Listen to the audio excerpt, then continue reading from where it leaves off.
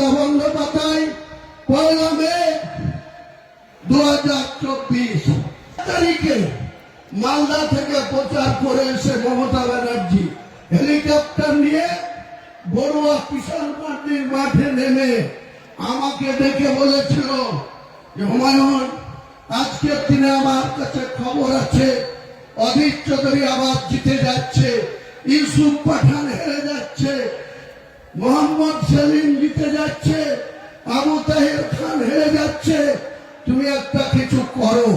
তুমি কেবল আমি ইউসুফের বাবা মাকে কথা দিয়ে বরোদা থেকে গুজরাট থেকে বহরমপুরে নিয়ে এসেছি, তুমিই পারবে, তোমার কথা মুর্শিদাবাদের মানুষ শুনে। তাই যখন তুমি ছিল না তখন আমি 2001 সালে একটা পেয়েছিলাম, যখন তুমি ছিল না 2016-তে আমি 4টে পেয়েছিলাম, যখন তুমি আমার সঙ্গে ছিল 22-এর মধ্যে 20টা পেয়েছি। কাজে তোমাকে এটা করতে হবে।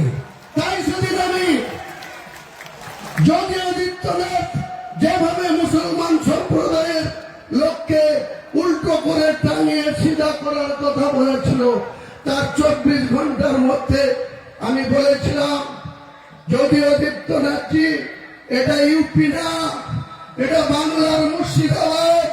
মুর্শিদাবাদ আমরা বসবাস করি, আমরা কোন সাম্প্রদায়িক রাজনীতি করিনি, কোনদিন করব না।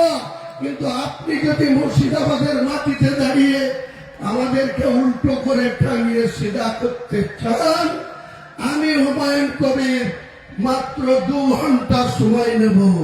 নির্দেশ দিলেই আপনার এই বিজেপি করা হিন্দু কটাকে 2 ঘন্টার মধ্যে ভাগীরথীর জলে ঝাঁপ দেওয়া করাতে পারি। আমি অনুতপ্ত, দুঃখিত। আমি রাজ্যের মুখ্যমন্ত্রীর কথা রাখতে গিয়ে সেদিন এই হিন্দু ভাইদের মনে যে আঘাত পেয়েছিল, আমি তার জন্য আজকে প্রকাশ্য এই লক্ষ লক্ষ মানুষের সামনে করজোড়ে ক্ষমা চেয়ে নিচ্ছি। ভবিষ্যতে এরকম মিথ্যাবাদী মুখ্যমন্ত্রীর কথায় হুমায়ুন কবির আর কোনদিন কোন সাম্প্রদায়িক কোন উস্কানিমূলক কথা বা কাউকে জিতানোর জন্য কাউকে আঘাত করার কথা হুমায়ুন কবির বলবে না, আপনারা ভরসা রাখতে পারেন। আমি